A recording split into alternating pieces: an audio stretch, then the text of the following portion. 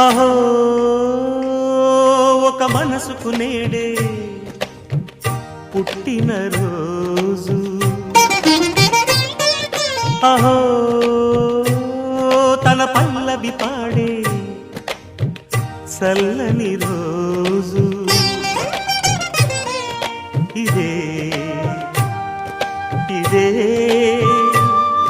కుహు స్వరాల కానుక, మరో వసంత గీతిక జనించు రోజు. అహో ఒక మనసుకు నేడే పుట్టిన రోజు, అహో తన పల్లవి పాడే చల్లని రోజు.